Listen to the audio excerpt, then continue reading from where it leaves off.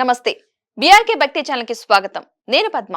ఇక ఈ రోజు మనతో పాటు స్టూడియోలో ఉన్నారు ప్రముఖ ఆస్ట్రో న్యూమరాలజిస్ట్ శ్రీమతి జయప్రద గారు. వారిని అడిగి ఈ విశ్వావసు నామ సంవత్సరంలో ఎవరెవరికి ఎలా ఉండబోతుంది, ఈ సంవత్సరంలో ఏం చేస్తే ఎలాంటి ఫలితాలు ఉండబోతున్నాయి అలాంటి విషయాలు తెలుసుకునే ప్రయత్నం చేద్దాం.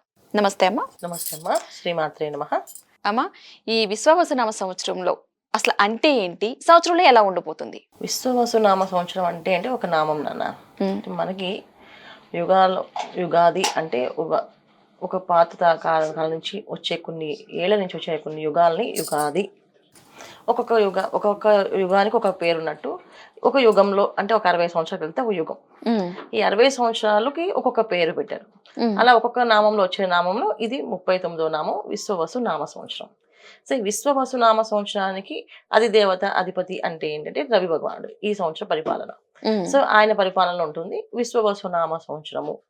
సో దీన్ని హిందూ నామం అని అంటాం. అంటే లక్ష్మీ అమ్మవారి నామం కిందలో వస్తుంది ఈ నామాన్ని. అంటే ఏంటి, ఈ సంవత్సరం అంతా మనకి అన్ని విధాలుగా కలిసి వస్తుంది అని అర్థం. అమ్మ, ఈ సంవత్సరం తులారాశి వారికి ఏ విధంగా ఉండబోతుంది? తులారాశిలో అసలు ఏ ఏ నక్షత్రాలు వస్తాయి? వీళ్ళ ఆదాయ వ్యయాలు ఏ విధంగా ఉంటాయి? ఈ సంవత్సరం ఎవరెవరికి బాగుంటుంది, ఎవరెవరికి బాగోదు, ఎలాంటి పరిహారాలు చేసుకుంటే మంచిది? సో తులారాశి వాళ్ళకి ఈ సంవత్సరం ఆదాయం 11, వ్యయం 5, రాజ్యపూజ్యం 2, అవమానం 2. ఈ 2 సమానంగా ఉన్నాయి వీళ్ళకి. సో వీళ్ళకి ఈ రాశి వాళ్ళకి గురువు 15 అంటే మే 15 నుంచి గురువు భాగ్యస్థానంలో రజతమూర్తిగాను, తర్వాత సంవత్సరం అంతా మంచి ఫలితాలు అందిస్తున్నాడు ఆయన. తర్వాత శనేశ్వరుడు షష్టమ స్థానం నందు సువర్ణమూర్తిగా అద్భుతమైన ఫలితాలు అందిస్తున్నారు. రాహుకేతులు ఇద్దరు పంచమ ఏకాదశ స్థానంలో ఉంటూ లోహమూర్తులుగా సామాన్యమైన ఫలితాలు అందిస్తున్నారు. అంటే ఈ 4 గ్రహాలు వీళ్ళకి యోగిస్తున్నాయి ఈ సంవత్సరం. సో తులారాశి వాళ్ళకి అత్యంత అద్భుతమైన ఫలితాలు. వీడి జన్మలో ఇలాంటి జరగవేమో అనుకునేవి కానీ జరిగే అవకాశాలు కనిపిస్తున్నాయి. ఈ జన్మకి కదా, ఏ జన్మకి జరగదు నాకు ఇలాంటివి అని అనుకుంటారు కదా, అలాంటి వాళ్ళందరికీ కూడా మంచి అవకాశాలు జరిగే అవకాశాలు ఎక్కువగా కనిపిస్తున్నాయి. వీళ్ళకి ముఖ్యంగా ఏంటంటే మీడియా రంగంలో పనిచేసే వాళ్ళకి చాలా మంచి ఫలితాలు కనిపిస్తున్నాయి. రాజకీయ పరంగా మంచి ఫలితాలు. అసలు రాజకీయ పరంగా ఎప్పటికీ ఏ రోజుకి నాకు ఈ పదవి రాదు అనుకునే వాళ్ళు ఆ పదవి వాళ్ళకి రావడం వరించడం అనేది జరుగుతుంది. ఇది రాజకీయ రంగంగా బాగుంది. ఇంకా వ్యాపారస్తుల్లో వ్యాపారం అనేది ఎస్టాబ్లిషన్ అంటే వ్యాపారం ఎక్స్పాండ్ చేస్తాను అనే ఆలోచన అనేది వాళ్ళకి అసలు ఎప్పుడు ఉండదు అనమాట. సో ఇది ఎక్స్పాండ్ అవుతుందా, నాకు అవకాశం ఉందా అని. కానీ ఈ సంవత్సరం అలా అయ్యే అవకాశాలు కనిపిస్తున్నాయి. రియల్ ఎస్టేట్ రంగంలో ఉన్న వాళ్ళకి విపరీతమైన లాభాలు కనిపిస్తున్నాయి. అంటే స్థలాలు బాగా అమ్ముడుపోవడము, స్థలాలు బాగా కొనడము, ఇవి ఎక్కువగా జరుగుతాయి ఈ సంవత్సరం. ఎక్కువగా మనకి విశ్వాసనామ సంవత్సరంలో స్థలాలు అనేది ఎక్కువగా కొనడము అమ్మడం జరుగుతుంది. ఎక్కువ బిజినెస్ ఎవరికైనా ఏదైనా అవుతుంది అంటే అది వ్యాపారం ఎక్కువ అవుతుంది అంటే అది భూములు, స్థలాలే. ఎందుకంటే భూలాభం ఎక్కువగా ఉంది, భూమి వల్ల వచ్చే లాభాలు ఎక్కువగా ఉన్నాయి ప్రతి ఒక్క రాశికి. అందులో తులారాశికి మొట్టమొదటిగా ఎక్కువ అవకాశం ఉంది వీళ్ళకి. సో భూలాభం అనేది వీళ్ళకి బాగా ఉంది, అందుకని వీళ్ళకి లాభాలు బాగున్నాయి. ఇంకా వ్యాపారాల్లో చాలా రకాలైన వ్యాపారాలు చేసే వాళ్ళందరికీ కూడా అభివృద్ధి అనేది ఉంది. అన్ని రంగాల వాళ్ళకి చిన్న వ్యాపారం పెద్ద వ్యాపారం అనేది ఏ వ్యాపారంలో అయినా సరే అభివృద్ధి అనేది ముందుకే ఉంది కాబట్టి వెనక్కి వెళ్ళే అవకాశం లేదు. ముందుకు వెళ్ళి చక్కగా అన్ని కార్యక్రమాల్లో పాల్గొనే అవకాశాలు ఎక్కువగా ఉన్నాయి.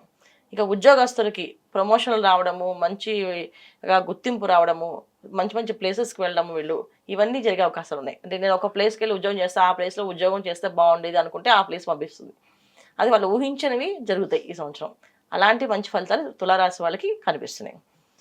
ఇక విద్యార్థుల విషయం వచ్చినప్పటికీ విద్యార్థులు మాత్రం కష్టపడి చదవాలి. ఎందుకంటే వీళ్ళకి అన్ని అనుకూలంగా అనిపించినప్పటికీ కొన్న విద్య విషయంలో చాలా జాగ్రత్తగా ఆచితూచి చదవాల్సింది. చదివినప్పుడు ఫస్ట్ క్వశ్చనే అర్థమైపోయినట్టు అనిపిస్తుంది, లాస్ట్ క్వశ్చన్ చాలా భయం వేస్తుంది వీళ్ళకి.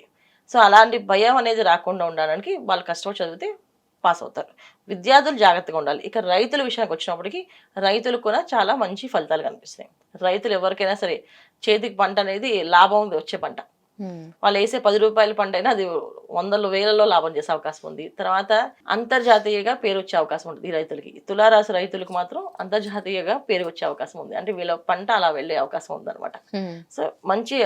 సో వీళ్ళందరికీ ఏంటంటే ఈ సంవత్సరం ఈ తులారాశిలో ఉన్న ప్రతి ఒక్కరికి అదృష్టమే ఉంది నాన్న.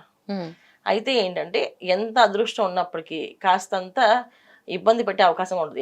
ఎక్కడ సుఖం ఉంటుందో అక్కడ కష్టంగా ఉంటుంది. సో వీళ్ళు చేయాల్సిన పని ఏంటంటే ఈ సంవత్సరం అంతా ధార్మికంగా ఏవైనా కార్యక్రమాలు చేస్తుంటారు.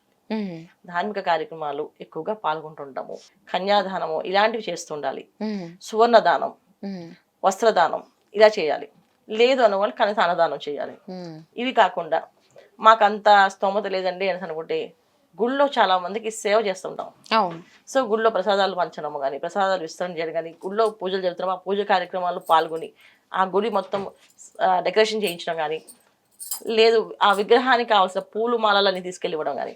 సో ఏ దేవతామూర్తి ఉందో ఆ దేవతామూర్తికి మొత్తం అలంకరణకి సంబంధించిన పువ్వులు అవన్నీ తీసుకెళ్ళి ఇవ్వడం కానీ, ఇలా ఓకే. ఏదో ఒకటి ధార్మికమైన పనులు చేస్తుండాలి ఈ సంవత్సరం. ఉమ్. ఇలా వీళ్ళు చేయగలిగితేనే వీళ్ళకి ఇంకొంచెం బాగా సక్సెస్ వస్తుంది. నాకే వస్తుంది, నాదే సొంతం నా అని కొంచెం లోభత్వం చూపించిన, స్వార్థంగా ఆలోచించిన ఈ సక్సెస్ అనేది రాదు. ఉమ్.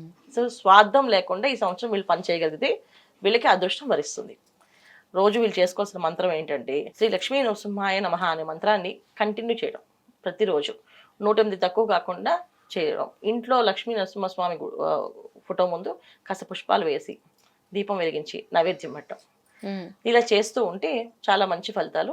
చాలా అంటే అసలు వీళ్ళకి ఆ కష్టం అనేది పెద్దగా కనిపించట్లేదు ఈ సంవత్సరం. చాలా ఆనందంగా అనిపిస్తుంది. ఓకే. ఏ నక్షత్రాలు వస్తాయి అందులో అసలు? చిత్తా నక్షత్రం 3, 4 పాదాలు, స్వాతి 1, 2, 3, 4 పాదాలు, విశాఖ 1, 2, 3 పాదాలు వీళ్ళు ఈ తులారాశిలో వస్తారు. ఉమ్.